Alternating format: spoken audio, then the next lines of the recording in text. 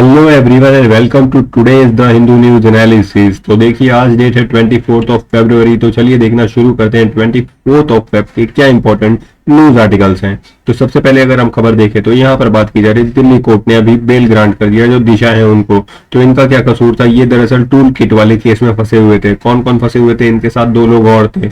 दरअसल मामला ये था कि जो फार्मर्स के प्रोटेस्ट चल रहे हैं उससे रिलेटेड ये लोग काफी फार्मर के समर्थन में काफी कमेंट कर रहे थे, काफी चीजें कर रहे थे, इसलिए इनको अंदर कर दिया गया था। तो अभी इनको जो दिल्ली कोर्ट है उसने बेल ग्रांट कर दी, ठीक है। और यहाँ पर वैक्सीन की बात की जा रही है कि vaccine roll out for older people soon, कि जल्दी जल्द वैक्सीन को रोल आउट किया जाएगा, ये हेल्थ मिनिस्ट्री ने कहा है, ठीक है। जो म्यूटेंट स्ट्रेन है not cause for recent surge expert से, तो जो म्यूटेशन है वो एक बड़ा कारण नहीं है जो रिसेंट सर्ज आ रहा है, उसके पीछे कुछ और ही कारण है। क्योंकि अभी हम देख रहे हैं जिस तरीके से केसेस दोबारा राइज होना शुरू हो गए हैं, क्योंकि हमने देखा है कि किस तरीके से नए नए वेरिएंट देखने को मिल रहे हैं। हमने देखा है साउथ अफ्रीकन स्ट्रेन देखने को मिला है, ब्रिटेन स्ट्रेन देखने को मिला है, ठीक है। उसी के साथ यहाँ पर हम देख रहे हैं कि दो नया और स्ट्रेन देखने को मिला है, N44 के E84Q, ठीक है। यहाँ पर बात की जा रही है मिशन इंद्रधनुष 3.0 की। तो इंद्रधनुष स्कीम के तहत क्या होता है, हम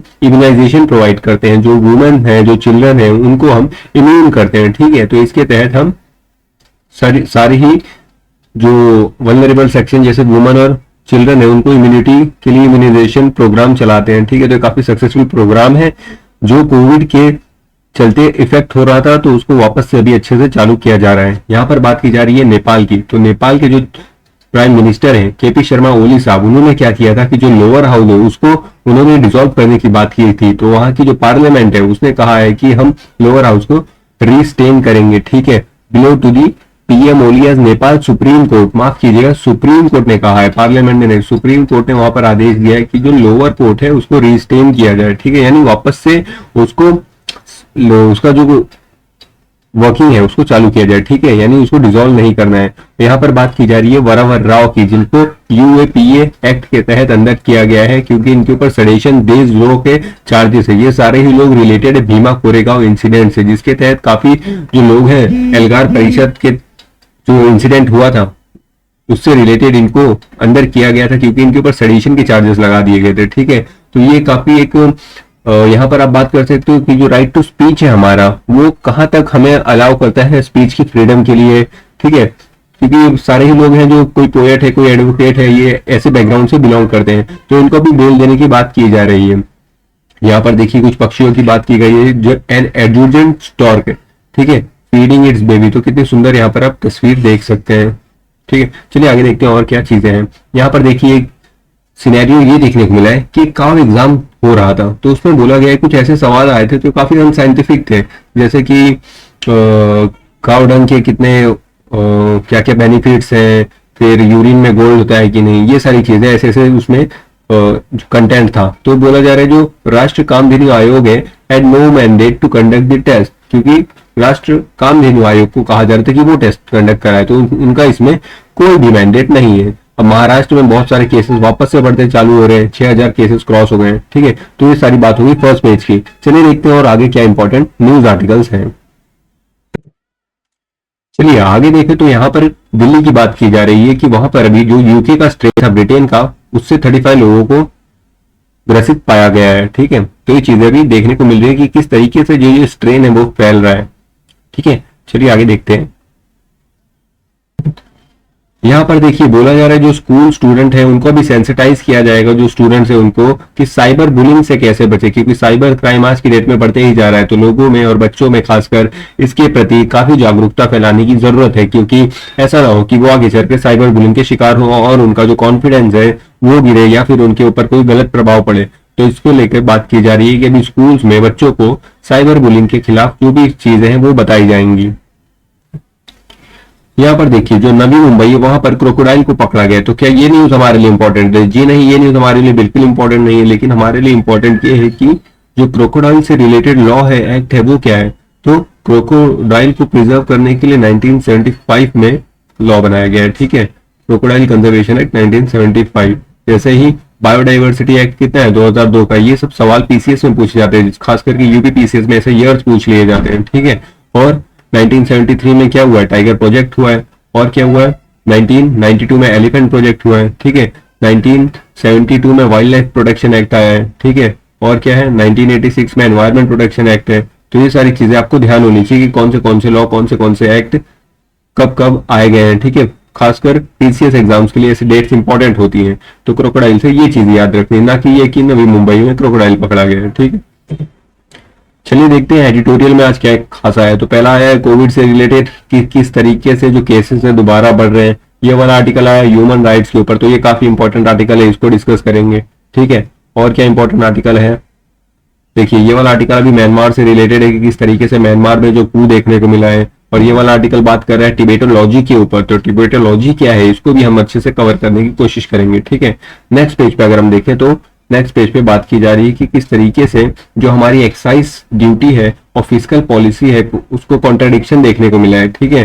तो दरअसल जो इंक्रीज टैक्स बर्डन है ड्यू टू एक्साइज ड्यूटीज, उसके बारे में यहाँ पर बात की जा रही है। दरअसल यहाँ पर बोला जा रहा है कि एक्साइज ड्यूटी को बढ़ा दिया गया था जिसकी वजह से पेट्रोल डीजल के दाम बढ़ गए थे। तो ये सारी चीजें हमें देखने को मिल रही है और टैक्स भी बढ़ा दिया गया था, ठीक है। तो ये सारी चीजें जो ग्रोथ है उसको हेल्प नहीं करने वाली। तो यहाँ पर देखेंगे जो हमारे ऑथर है, राइटर है, उनका क्या कहना है, ठीक है। ये वाला बात कर रहा है कि जो पेट्रोलियम इंडिपेंडेंट होना है हमें, यानी कि एनर्जी कौन सा रिन्यूएबल एनर्जी की तरफ मूव करना है। तो ये उससे रिलेटेड आर्टिकल है, इसको भी देखेंगे, ठीक है। नेक्स्ट आर्टिकल क्या आया है देखते हैं। तो ये वाला आर्टिकल बात कर रहा है प्रॉपर ट्रांसफर पॉलिसी नीडेड। तो ये बात की जा रही है कि किस तरीके से जो हमारे सिविल सर्वेंट है उनको एक जगह से दूसरी जगह आसानी से ट्रांसफर कर दिया जाता है बहुत जल्द, जिसकी वजह से वो अच्छे से परफॉर्म नहीं कर पाते हैं और उनका कॉन्फिडेंस भी गिरता है और उनकी परफॉर्मेंस एबिलिटी के ऊपर भी क्वेश्चन मार्क आ जाता है क्योंकि वो अपनी इच्छा के अनुसार परफॉर्म नहीं कर पाते। अगर आज का कार्टून देखे तो देखिए आज का कार्टून बात कर रहा है don't behave like a king, stay connected to grass root. ऐसा कौन कह रहा है, जो खुद शिखर पे जाके बैठा है वो आदमी कह रहा है, ठीक है। तो इन सारे लोग अभी चिंता में है। यहाँ पर मीडिया देखिए, तो ये सारी चीजें हैं। और यहाँ पर ये वाला जो डाटा पॉइंट आया है वो बात कर रहा है जो हमारी लैंग्वेज है। तो यहाँ पर अगर हम डाटा पॉइंट देखें तो ये बात कर रहा है लैंग्वेजेस की, जो लैंग्वेजेस है वो काफी डेंजर में। दरअसल यहाँ पर बात की जा रही है कि 197 इंडियन इंडिजीनियस यानी जो देशी भाषाएं हैं भारत की, वो वल्नरेबल, एंडेंजर और एक्सटेंट की स्थिति में थे 2017 तक, ठीक है। According to latest edition of UNESCO atlas of the world language in danger, nearly 60% of them originated in the north east, की नॉर्थ ईस्ट में है 60% से ज्यादा, and Andaman and Nicobar island, ठीक है। और आधे से ज्यादा एंडेंजर्ड लैंग्वेज 10,000 से भी कम स्पीकर है, इसलिए जब जनगणना होती है, सेंसस होता है, तब उनको इंक्लूड नहीं किया जाता है। तो ऐसी स्थिति अगर चलते रहेगी तो बहुत जल्द जो इतनी भाषाएं हैं वो विलुप्त होने लगेंगी। तो जैसा हमें कहा जाता है कि हमारी यूनिटी इन बायोडाइवर्सिटी है वो खतरे में है, ठीक है। तो क्या होना चाहिए कि सभी भाषाओं को प्रोटेक्ट करके, यही तो हमारी खासियत है ना, जब इतने सारा कल्चरल डिफरेंस हमें देखने को मिलता है उसके बावजूद इतनी यूनिटी है, धीरे धीरे वो कल्चरल डिफरेंस मिटने लगेगा, ठीक है। तो भाषा उसका बहुत अहम हिस्सा है, इसलिए हमें उसे प्रिजर्व करने की जरूरत है, ठीक है। तो इसलिए हम कहते हैं कि कोस कोस पे बदले पानी, सवा कोस पे वाणी, ठीक है। यानी हमारा कोस कोस पे पानी बदल जाता है और सवा कोस चलेंगे तो लैंग्वेज बदल जाती है। ये चीजें भारत में कही जाती है, ठीक है। तो ये उसके अगेंस्ट में देखने को मिल रहा है।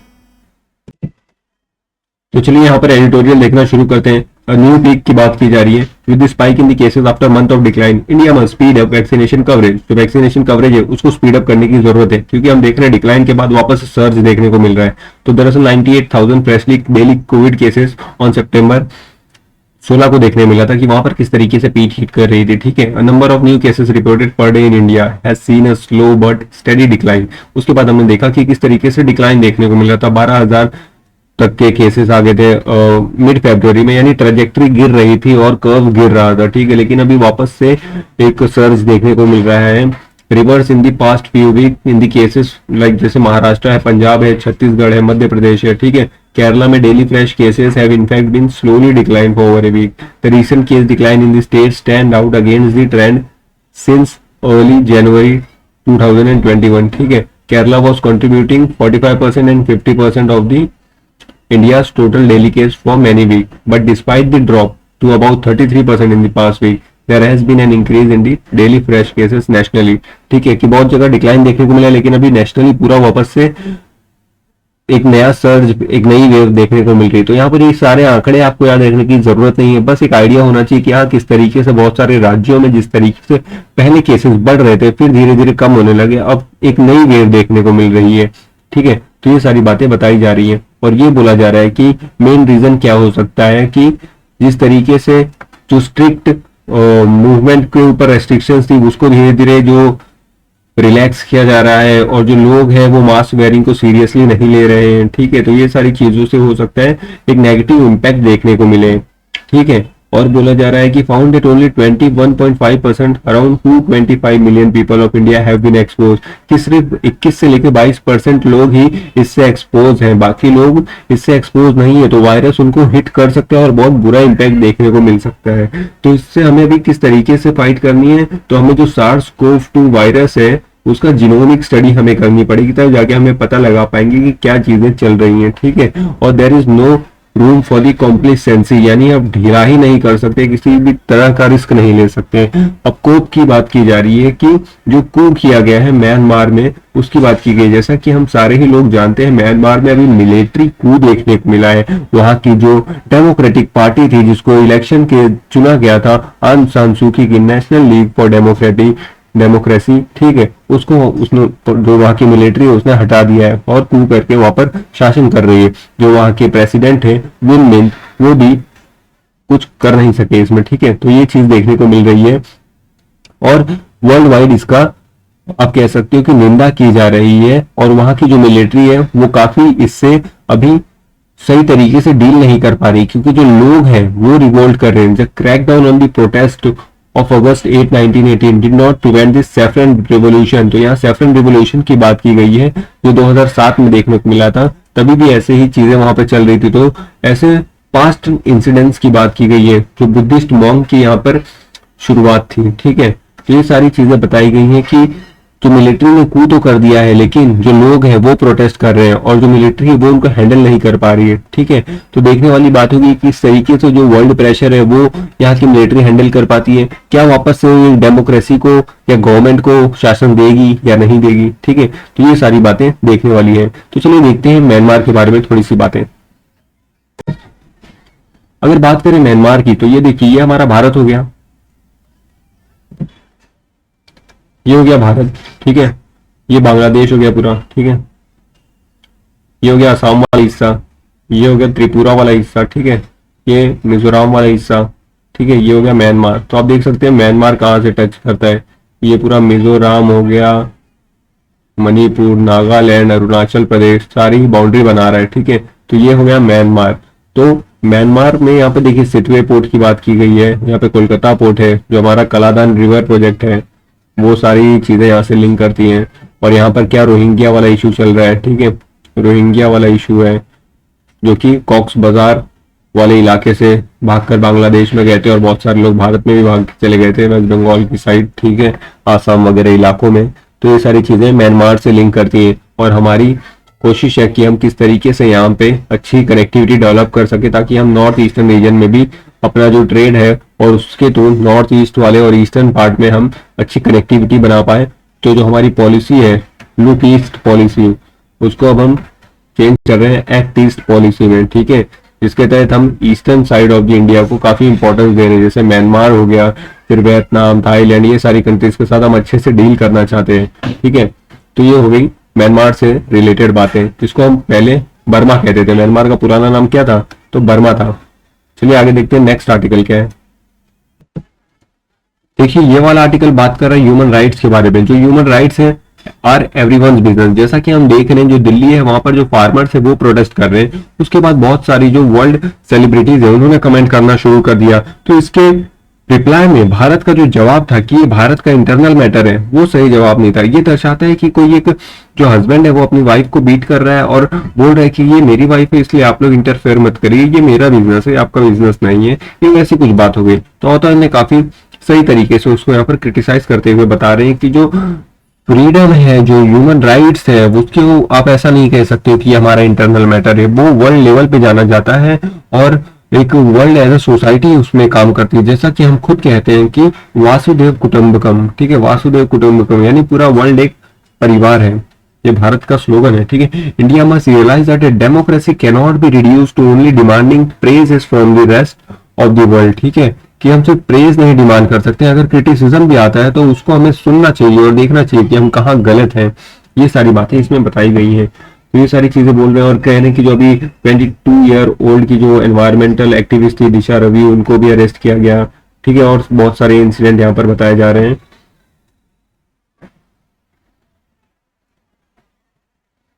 जो मैक्सिको में वहां पे बॉर्डर पे जो काफी रिफ्यूजीज हैं उनकी बात की गई है, हिंदूज इन पाकिस्तान है उनको किस तरीके से एक्सप्लॉयटेशन हो रहा है, प्रोसिक्यूशन हो रहा है, ठीक है, और ये जो रोहिंग्याज है जो म्यांमार के, उनके अगेंस्ट जो चीजें हो रही हैं, ठीक है, तो ये सारी चीजें चल रही हैं। तो वही बोला जा रहा है कि ह्यूमन राइट्स में इतना वायलेशन हो रहा है, उसको आप ऐसा नहीं कह सकते कि ये हमारे घर की बात है, इसको एक वर्ल्ड लेवल पे डील करना ही होगा, वर्ल्ड की बात आपको सुननी ही होगी, ठीक है। Nation and the idea of the right. तो यहाँ पर बात की गई कि किस तरीके से भारत ने पास्ट में जो साउथ अफ्रीका था वहां पर जो अपार्थाइड मूवमेंट था, रंगभेद के अगेंस्ट काम किया था, महात्मा गांधी की बात बताई गई है, कैसे उन्होंने वहां पर चीजों को सॉल्व करने की कोशिश की गई थी। नेल्सन मंडेला की बात बताई गई है कि उन्होंने किस तरीके से इसको सॉल्व करने की कोशिश की गई थी, ठीक है। तो ये कोई ऐसा चीज नहीं है जिसमें आप सिर्फ अपनी पर्सनल चीज कह सकते हैं, इसको वर्ल्ड लेवल पे पास्ट टाइम से ही किया जाता आ रहा है। और यहाँ पर universal declaration of the human rights की भी बात की गई, तो इसको ड्राफ्ट किया गया था 1947 में, जिसका भारत भी एक सदस्य था, ठीक है। तो ये ऐसे इंटरनेशनल बिल्स भी लाए गए हैं जिसमें हम इंटरनेशनल राइट्स की बात करते हैं। और महात्मा गांधी ने इशू किया press statement in April 1945 which was directed as participant of the San Francisco Conference, and he extensively quoted that All India Congress Committee resolution of August 8, 1942. While the All India Congress Committee must primarily be concerned with the independence and defense of India in this hour of danger, the committee is of the opinion that the future peace, security and order progress of the world demand a world federation of a free nation, ठीक है, यानी कि सारे ही लोग एक दूसरे से, सारे ही कंट्री एक दूसरे की बात सुनेंगे, and no other basis can be the problem of the modern world be solved. A line is particularly evocative. Thus, the demand for Indian independence is no way selfish. Its nationalism spells internationalism, ठीक है। तो ये कहीं से भी हम इतने ज्यादा कंजर्वेटिव नहीं थे, हम ओपन माइंडेड से लिबरल थे, हम एज अ वर्ल्ड की बात किया करते थे, ना कि जैसा कि आज बात हो रही है कि हमारी कंट्री का मैटर है, ठीक है। तो ये सारी चीजें यहाँ पर बताई गई हैं और कुछ एग्जाम्पल दिए गए हैं। विजय लक्ष्मण पंडित के द्वारा बात बताई गई है कि वो become the first woman president of UN general assembly. फिर उन्होंने किस तरीके से अफ्रीकन अमेरिकन कि अगेन जो रेसिज्म की दिक्कत थी उसके ऊपर बात की, ठीक है। फिर पंडित पावरफुल एडवोकेट महात्मा गांधी और नेहरू के जो आइडियाज थे उसका उन्होंने सपोर्ट दिखाया है। तो ये सारी चीजें बताई गई हैं कि किस तरीके से जो दिक्कत है उसको वर्ल्ड लेवल पे सुनने की जरूरत है। अब राइट्स आर इनडिविजिबल, ठीक है, जो राइट्स है, ह्यूमन राइट्स है, वो किसी बाउंड्री के मोहताज नहीं है कि ये भारत का है या अफ्रीका का है, ठीक है, उसको एज ए इंटरनेशनली एक्सेप्ट करना होगा, ठीक है। जो सर्वपल्ली राधाकृष्णन उन्होंने फेमसली कहा था कि कमेंडिंग द ऑब्जेक्टिव रिजोल्यूशन और the basic road map of the constitution to the assembly that the endeavour was the fundamental alteration, ठीक है। तो जो फंडामेंटल राइट है हमारे उसके हिस्सा है ये कि जो ह्यूमन राइट है, अगर ह्यूमन राइट्स ही नहीं एग्जिस्ट करेंगे तो इंसान का मतलब क्या हो जाएगा, ठीक है। तो चलिए आगे देखते हैं और क्या बात की गई। यहाँ पर लिबर्टी, इक्वालिटी, फ्रेटर्निटी, इन तीन ट्रायड्स की बात की गई है जो हमने फ्रेंच रिवॉल्यूशन से लिए हैं। तो ये कितने इंपॉर्टेंट है, ये हमारे प्रियम्बल में भी लिखे गए हैं, ठीक है। तो जो डॉक्टर बाबा साहेब अम्बेडकर है उनका कहना था कि that give the wise like grip of the graded inequality of the caste system, all three element together were absolutely essential, ठीक है। ये सारी तीनों चीजें काफी ज्यादा जरूरी हैं। To quote Baba Saheb Ambedkar, we on the eve of adoption of the preamble explain how liberty, equality, fraternity were connected, कि ये सारी चीजें कनेक्टेड कैसे हैं। जैसे कि अगर हम बात करें without equality, liberty would produce the supremacy, अगर इक्वालिटी ही नहीं रहेगी तो जो लिबर्टी है वो सुप्रीम हो जाएगी, सुप्रीमेसी अकर कर लेगी वो, ठीक है। Of the few over many, ठीक है। तो जो कुछ लोग हैं वो बाकी लोगों से सुपीरियर हो जाएंगे अगर इक्वालिटी नहीं रहेगी, ठीक है। और अगर equality without liberty would kill the individual initiative, तो फिर जो इंडिविजुअल्स होते हैं वो कोई इनिशिएटिव नहीं ले पाएंगे। अब विदाउट फ्रेटर्निटी यानी भाईचारा नहीं रहेगा तो liberty would produce the supremacy of the few over the many, ठीक है। तो फिर से वही सिनेरियो होगी, भाईचारा होगा नहीं तो कुछ लोग ताकतवर होंगे, वो आजादी में लिबर्टी में काफी लोगों के ऊपर रूल करेंगे, ठीक है। और without fraternity liberty and equality could not become natural course of thing, तो अगर तीनों ही चीजें नहीं रहेंगी तो ये चीजें अच्छे से चलने वाली नहीं है। अब न्यू दिल्ली रीसेंट मूव, जो नई दिल्ली का रीसेंट मूव है, जो आत्मनिर्भर की हम बात करते हैं और as a counter to international concern about freedom equality and right to dissent, जो हम डिसेंट के अगेंस्ट इतने खड़े हैं, ठीक है। तो ये एक बिटर ट्रूथ है, ठीक है। और इसके ऊपर हमें ध्यान देने की जरूरत है कि किस तरीके से हम ऐसी चीजें नहीं कर सकते हैं जो इंटरनेशनली होनी चाहिए, हम उसको ऐसा नहीं कह सकते कि ये हमारा इंटरनल मैटर है, ठीक है। तो ये सारी बातें बताई गई है। जैसे यहाँ पर बात की गई सिटीजनशिप अमेंडमेंट एक्ट की भी बात की गई है, जिसके अगेंस्ट भी काफी विवाद छिड़ा था। फिर हमने देखा किस तरीके से वहां के एमपी, बाहर के यूरोप के एमपी वगैरह को कश्मीर दिखाया गया कि किस तरीके से एक मैसेज जाए कि हाँ यहाँ पर सब कुछ सही है, ठीक है। और यहाँ पर बात की जा रही है कि किस तरीके से जो हमारा हमने foreign contribution regulation act FCR, जिसके तहत हम फॉरेन से फंडिंग को रोकने की कोशिश करते हैं, उसके ऊपर हमने बात की है, ठीक है। तो ये सारी चीजें हमने की हैं ताकि हम कहीं तो हमने इंटरनेशनली चीजों को खुद करने की कोशिश की और कहीं हम खुद रोक रहे हैं, ये सारी चीजें बताई जा रही हैं। और यहाँ पर देखिए वही जो हमने कश्मीर वाली इशू बात की थी उससे रिलेटेड यहाँ पे बात की जा रही है। तो देखिए global concern about democratic right in India can not be dealt by arresting messengers, bullying, amplifier और shutting down social media account. जैसा कि हम देख रहे हैं कि social media account, internet ban, arrest, ये सब देखने को मिल रहा है। तो इससे जो हमारा कंसर्न है ग्लोबल लेवल पे वो नहीं कम होने वाला है, ठीक है। इट हैज रियलिटी प्रॉब्लम, तो प्रॉब्लम तो है। Changing the reality and adhering to best democratic practice inside is only durable solution if Modi government want its image fixed, ठीक है। तो इसको सही तरीके से सॉल्व करना ही एकमात्र ऑप्शन है। अब यहाँ पर हम बात करते हैं टिबेटोलॉजी की। तो टिबेटोलॉजी क्या है? तो दरअसल हमारे जो डिफेंस फोर्सेज है वो अभी क्या कर रहे हैं, जो हमारे ऑफिसर्स हैं उनको इंडिया और चाइना के बीच में जो तिबेत वाला रीजन है, तो यहाँ का जो पूरा पोर्शन है, इंडिया हो गया, तिबेट हो गया, चाइना हो गया, इसके बारे में स्टडी कराई जाएगी ताकि इन लोगों को समझ सके, यहाँ के कल्चर को समझ सके, ताकि जो हमारे बीच की रिलेशन है वो सुधर सके और हम हमारे एनिमी को ज्यादा अच्छे से जान सकें, ठीक है। तो इसके लिए हम टिबेटोलॉजी का इस्तेमाल करने वाले। The subject is no longer only about countering the other beyond mountains. ये सिर्फ काउंटर करने की तकनीक नहीं है, इसके थ्रू रिलेशन भी अच्छे हो सकते हैं और भी बहुत सारे बेनिफिट हैं। तो इसके लिए हम टिबेटोलॉजी का इस्तेमाल कर रहे हैं ताकि हम पढ़ाई कर सके उस रीजन के बारे में ज्यादा जान सके, उनके कल्चर के बारे में ज्यादा जान सके, लोगों के बारे में जान सके, ठीक है। तो ये सारी चीजें हैं ताकि हम अंडरस्टैंड कर सके और उसका बेनिफिट उठा सके, ठीक है। चलिए आगे देखते हैं। अब देखिए ये वाला आर्टिकल बात कर रहा है रिन्यूएबल एनर्जी के ऊपर डिपेंड होना चाहिए, ना कि पेट्रोलियम एनर्जी के। तो जो हमारा जीरो एमिशन व्हीकल प्रोग्राम है ये लाने की जरूरत है हमें, ताकि कम से कम एमिशन हो और जो पोल्यूशन है वो ना हो, ठीक है। तो एक stringent fuel efficiency standard and zero emission vehicle programme adopt करने की जरूरत है। तो ऐसा यहाँ पर इनका कहना है। तो step in the right direction की यहाँ पे बात की गई, किस तरीके से national electric mobility mission plan लाने की बात की जा रही है, जिसके तहत हम इलेक्ट्रिक मोटर्स को, इलेक्ट्रिक व्हीकल्स को बढ़ावा देंगे, ठीक है। हमने क्या लाया, हम प्रोडक्शन लिंक इंसेंटिव स्कीम भी लाए हैं, हमने फेम स्कीम भी लाई है, ठीक है। तो ये सारी चीजें हम पहले से ही कर रहे हैं ताकि हम इलेक्ट्रिक मोटर्स को, इलेक्ट्रिक व्हीकल्स को बढ़ावा दे सकें।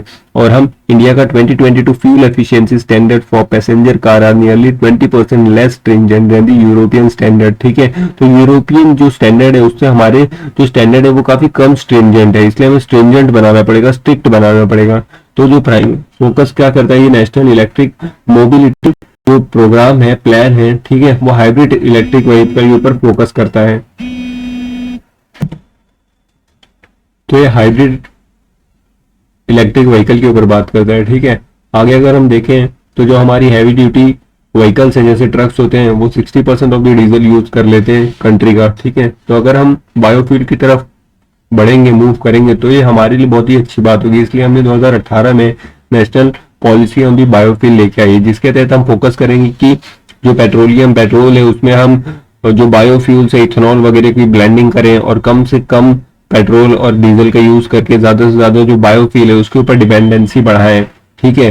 तो ताकि जो हमारे शुगर केन वगैरह इससे भी हम हेल्प ले सके, इथेनॉल वगैरह बनाए तो हमारे फार्मर्स को भी उससे रेवेन्यू जनरेट हो और जो हमारी पोल्यूशन है वो भी कम हो। ठीक है, तो ये सारी चीजें हम कर रहे हैं। हमने फेम सेकंड लेके आया, faster adoption and manufacturing of electric vehicle. ठीक है, जिसके तहत हम इलेक्ट्रिक व्हीकल के ऊपर फोकस कर रहे हैं। तो ये सारी चीजें हम कर रहे हैं और हमारा एम है कि हम इस तरीके से रिन्यूएबल एनर्जी के ऊपर ज्यादा फोकस करें। अब हम बात कर रहे हैं जीरो एमिशन व्हीकल लाने की, कि ऐसे प्रोग्राम चलाने चाहिए जिसके तहत जीरो एमिशन व्हीकल को बढ़ावा मिले। ठीक है, तो ये सारी चीजें करनी चाहिए और ऐसे प्रोग्राम चाइना वगैरह में, यूएस वगैरह में, कोलंबिया, ब्रिटेन, ठीक है, कनाडा, साउथ कोरिया, यहाँ पर चल रहे हैं। ठीक है, तो भारत में भी ऐसे प्रोग्राम की जरूरत है। और भारत में जो इलेक्ट्रिक प्रोग्राम चल रहे हैं उसमें 2 व्हीलर और 3 व्हीलर ज्यादा आगे, तो हमें कोशिश करनी चाहिए कि जो फेमस ब्रांड्स हैं, जो बड़ी बड़ी कार्स वगैरह लाते हैं, उनको भी इस चीज में उतरना चाहिए और इलेक्ट्रिक व्हीकल के ऊपर फोकस करना चाहिए। ठीक है, तो ये सारी बातें बताई जा रही हैं। और अगर हम बात करें एनर्जी के ऊपर, तो भारत ने अभी किस तरीके से सोलार के ऊपर फोकस किया है। इंटरनेशनल सोलर अलायंस की स्थापना की है। ठीक है, गुरुग्राम हरियाणा में। ठीक है, और हमारी बात है कि हम 2025 तक 20% तक या 30% तक बायोफ्यूल इथेनॉल की ब्लेंडिंग करेंगे पेट्रोलियम वगैरह में। और यहाँ पर देखिए जो जीरो एमिशन व्हीकल प्रोग्राम है वो 2024 तक अच्छे रिजल्ट दे सकते हैं अगर हम काम करेंगे, और 2030 तक पीक पकड़ सकता है। ठीक है, तो ये हमारी कुछ कोशिशें हैं। अब देखिए complementary policies, FAME scheme focus on 2 and 3 wheeler taxi buses, इनके ऊपर फोकस करता है, तो बाकी के ऊपर भी फोकस करनी चाहिए। ठीक है, और जो हम टैक्स के बेनिफिट देते हैं, इंसेंटिव देते हैं उनको, एक अच्छा प्रोत्साहन ताकि वो ये वाली गाड़ियां खरीदे लोग। ठीक है, तो ये सारी चीजें चल रही है। Economic recovers from the pandemic, demand for petroleum product will rise as will price. ठीक है, but the government can save money for the consumer while enhancing long term energy security. अगर आप इलेक्ट्रिक व्हीकल्स खरीदोगे तो इसमें आपका benefit ये है कि आपको कम खर्चे में अच्छी चीजें मिल जाएंगी। ठीक है, तो ये बेनिफिट उसका है, क्योंकि हमारी जो बिल्स है वो कम हो जाएंगी, क्योंकि इलेक्ट्रिसिटी से सस्ता होता है पेट्रोल और डीजल, इलेक्ट्रिसिटी से महंगा होता है पेट्रोल और डीजल, सॉरी। ठीक है, तो यहाँ पर आप सेव कर सकते हो।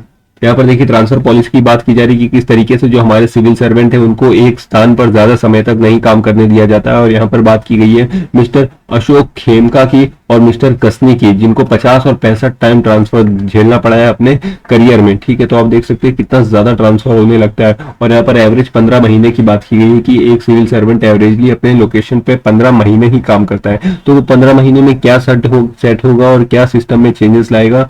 ठीक है, तो वो ये थोड़ी सी एक गलत चीज हमारे सिस्टम में है, तो इसके ऊपर बात की गई कि इसको चेंज करने की जरूरत है, वरना जो सिविल सर्वेंट है वो खुद ही सिक्योर नहीं है, वो खुद ही अपनी स्टेबिलिटी से इधर उधर भागते रहेगा, तो कैसे वो डेवलपमेंट के लिए काम करेगा। ठीक है, चलिए आगे देखते हैं और क्या इंपॉर्टेंट न्यूज आर्टिकल्स हैं।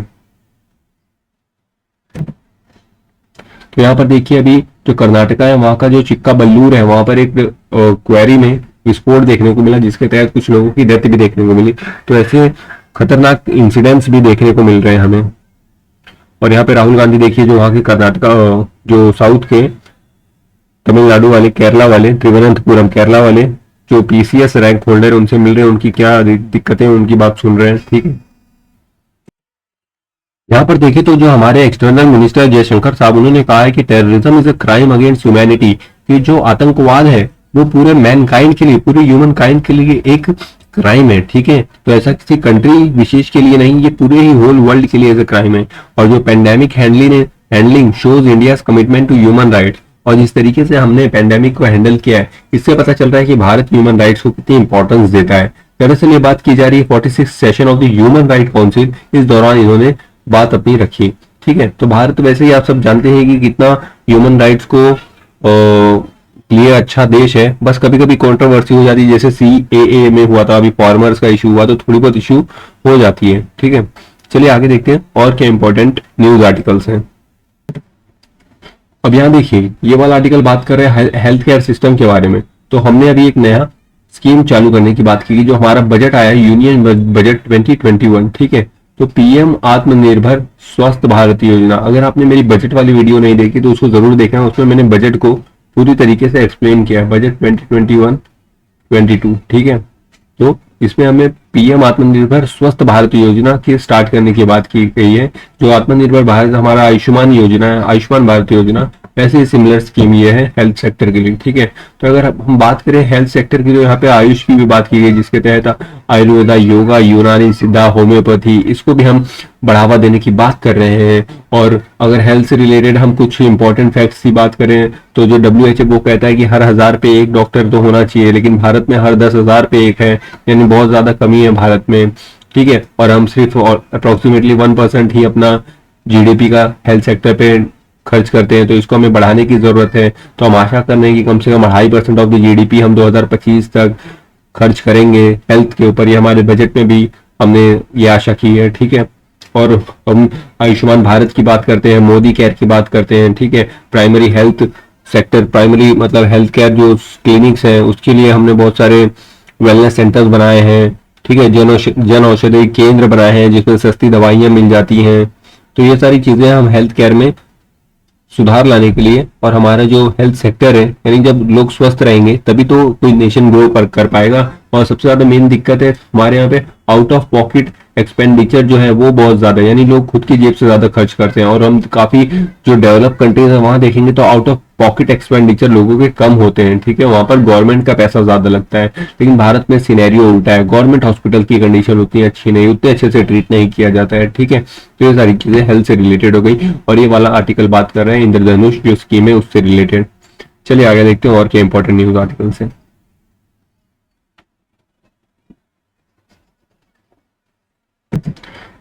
फेसबुक ने एंड कर दिया है ऑस्ट्रेलिया न्यूज ब्लैकआउट। दरअसल जो फेसबुक है वो न्यूज ऑस्ट्रेलिया के न्यूज को नहीं दिखा रहा था और उनको पे नहीं कर रहा था, लेकिन अभी फेसबुक कह रहा है कि वो ऑस्ट्रेलिया को पे करेगा, ठीक है। तो बीच में काफी पहले एक ऑस्ट्रेलिया ने ये इशू रेज किया था कि जो गूगल है, फेसबुक है, ये जो बड़ी बड़ी कंपनियां हैं, ये न्यूज उठा लेती हैं और वहाँ के जो चैनल्स हैं उनको पे नहीं करती हैं, ठीक है। उनको उनका क्रेडिट नहीं मिलता है। तो अभी जो फेसबुक वगैरह है इन्होंने कहा है कि ठीक है ये इनको पे करेंगे, ठीक है। तो जाहिर सी बात है पे करना भी चाहिए। सारी न्यूज वो कलेक्ट करें, सारे आर्टिकल्स वो लेके आ रहे हैं, और आप उनकी मेहनत का पैसा आप ले जा रहे हो, उनको 1 रुपया नहीं दे रहे हो, ठीक है। तो यहाँ पर देखिए बात की जा रही है, जो इमरान खान है वो भी श्रीलंका की विजिट पे गए हैं और उन्होंने वहां पर सीपेक की बात की, चाइना पाकिस्तान इकोनॉमिक कॉरिडोर की बात की। ये सारी चीजें चल रही हैं। अब यहाँ पे G7 कंट्रीज ने कंडेम किया है crackdown on peaceful protest amid foreign concern, no let up in the protest against Myanmar, ठीक है। तो जो म्यांमार में इंसिडेंट चल रहा है उसको लेकर पूरे ही वर्ल्ड में एक तनाव भरा क्रिटिसिज्म देखने को मिल रहा है म्यांमार के अगेंस्ट। अगर बिजनेस पेज देखें तो Reliance India limited to hive off oil to chemicals into new unit with 25 billion loan. तो कुछ खास ऐसी इंपॉर्टेंट न्यूज नहीं है बिजनेस वाले पेज पे। और यहाँ पर देखिए जो भारतीय टाई अप है वो अभी 5G, यानी 5G को लेकर अभी हमारे भारतीय जो टेलीकॉम सेक्टर है वो काफी अग्रेसर है, काफी अच्छे से काम कर रहे हैं, ठीक है। लेकिन चाइना वगैरह क्या 6G की तरफ अब बढ़ रहे हैं और हम अब 5G की तरफ मूव कर रहे हैं, ठीक है। लेकिन चलिए कम से कम 5G की तरफ तो मूव कर रहे हैं। तो बस यही था बेसिकली आज के न्यूज़पेपर में। कैसा लगा आपको आज का डिस्कशन, और आप इसमें क्या इंप्रूवमेंट चाहते हैं जरूर मुझे कमेंट बॉक्स में लिख के बताइए। मुझे आपके रिप्लाईज का इंतजार रहेगा। चलिए शुक्रिया।